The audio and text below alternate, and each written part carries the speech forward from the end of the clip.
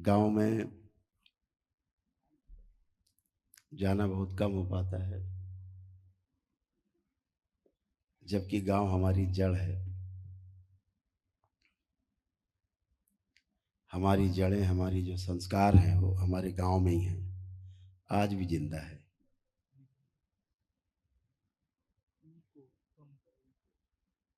आज भी अगर थोड़े बचे कुचे संस्कार जो बच्चों में मिल पाते हैं वो हमारे गांव में ही मिल पाते हैं। शहरों में तो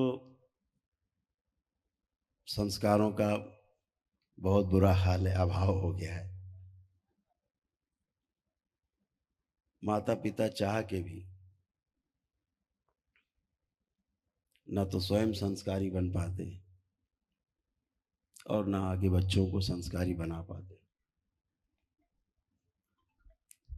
अभी एक सभा में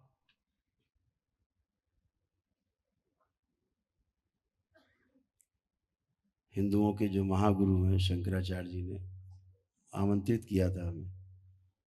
तो उस सभा में एक बार संसद चल रही थी, तो सभा में उसका विषय था परिवार।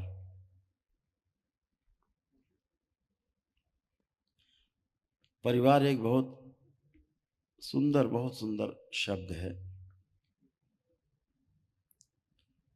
सबसे छोटी इकाई है इस सृष्टि में, वो परिवार कही जाती है।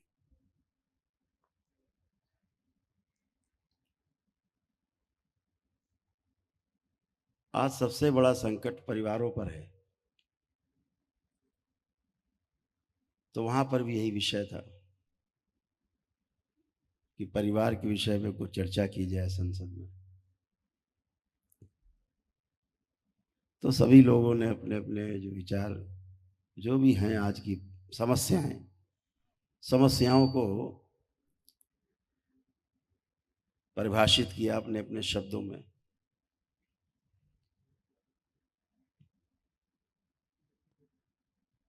लेकिन समस्याओं के गुणगान से समाधान नहीं होता। दरबार हमेशा कहता है कि अगर आप समस्या बता रहे हो तो उसके साथ उसका समाधान भी प्रस्तुत करो, बताओ। तो अभी क्या होता है, कोई भी धरना प्रदर्शन आंदोलन होता है तो समस्याएं बता दी जाती हैं। अब समाधान नहीं है, समाधान आप बताओगे, सरकार बताएगी। ये मॉडल अच्छा नहीं। अगर आपके पास समस्या है तो उसका समाधान भी आपके पास होना चाहिए। इतना ही है कि आप समाधान नहीं कर पा रहे तो कोई आपकी मदद करे उस समाधान में।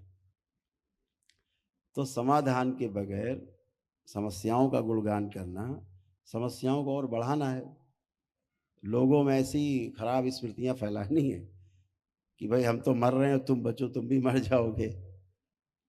तो ऐसे समस्याओं को चिंतन करने से समस्याएं घटने के बजाय और बढ़ती हैं। ये हमेशा देखा होगा, जितना चिंतन आप करेंगे उतना ही और बढ़ेगी समस्या और आप दुखी होंगे। अगर चिंतन किया जाए तो फिर कुछ अच्छा चिंतन किया जाए। तो चिंतन क्या किया जाए कि भाई एक सज्जन अपने दरवाजे बैठ करके और कुछ बार बार हथेली से उठा उठा के खा रहे थे। तो एक संत उधर से निकले तो उन्होंने कहा, भैया क्या खा रहे हो, तुम्हारे हाथ में तो कुछ है ही नहीं और तुम एक चुटकी से दूसरी हथेली से उठाते हो मुंह में रख ले तो हथेली में तो कुछ है ही नहीं। तो बोले गुड़ खा रहे। तो बोले गुड़ खा रहे हो, इसमें गुड़ तो है ही नहीं। तो बोले झूठ मूठ में खा रहे हैं, झूठ मूठ में गुड़ खा रहे हैं। तो संत ने कहा, भाई झूठा ही मूठ खाना है तो रसगुल्ला खाओ, 56 भोग खाओ। अगर झूठे मूठ खाना है कुछ अच्छी चीज और खाओ, केवल गुड़े खाते रहोगे। तो अगर चिंतन करना है तो अच्छा चिंतन किया जाए, झूठ मूठ का भी अगर चिंतन किया जाए तो अच्छा चिंतन किया जाए। जैसे अपने घर में लोग व्यथित होते हैं, दुखी होते हैं, लेकिन अगर 10-20 लोग एक साथ बैठ के भजन कर लेते हैं तो एक आनंद भर जाता है। तो एक आनंद कैसे भर गया? घर में तो दुखी थे, कष्ट में थे, दुख था किसी बात से, भजन में बैठ गए, दुख निकल गया। तो अच्छा चिंतन किया, अच्छा मनन किया तो दुख निकल गया। तो शंकराचार्य जी ने वहाँ पे विषय रखा था कि परिवार विषय है, तो सभी लोगों ने अपनी अपनी चिंता परिवारों के विषय में बताई। आज प्रत्येक व्यक्ति अपने परिवार की चिंता में व्यथित है। क्यों? क्योंकि संस्कार गायब है। आप रोज अखबार में पढ़ते होंगे, टेलीविजन में आता होगा, मोबाइल में देखते होंगे कि भाई ने भाई को मार दिया संपत्ति के लिए, पिता ने पुत्र को मार दिया, पुत्र ने पिता को मार दिया, चाचा को मार दिया। ऐसे तो ये संस्कार विहीन समाज में ये होना ही है।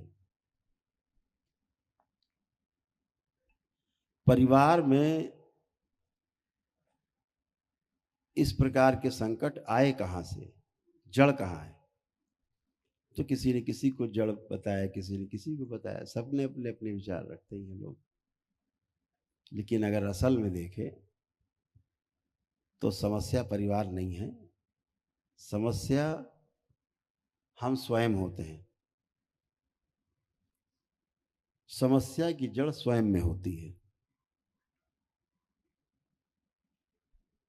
अगर स्वयं में आपने समाधान प्रस्तुत नहीं किया है, स्वयं में समाधानित नहीं है, आप प्रश्नों से मुक्त नहीं हुए हैं, आप स्वयं समस्या से मुक्त नहीं है, तो आप ही समस्या की जड़ है परिवार में।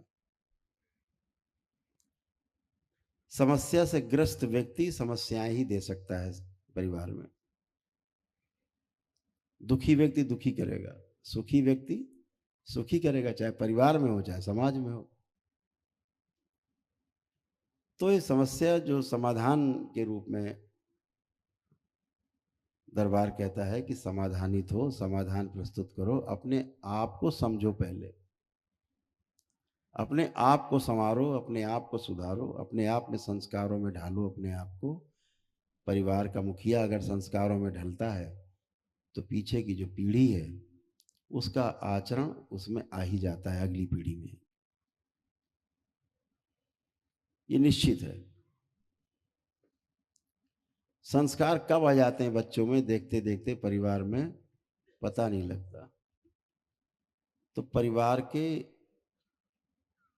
अगर एक व्यक्ति में समाधान प्रस्तुत हुआ है, समाधान हुआ है, ऐसे प्रत्येक परिवार के सदस्य में समाधान हुआ है, तो वह परिवार समृद्ध जरूर होगा, उसमें समृद्धि जरूर आएगी।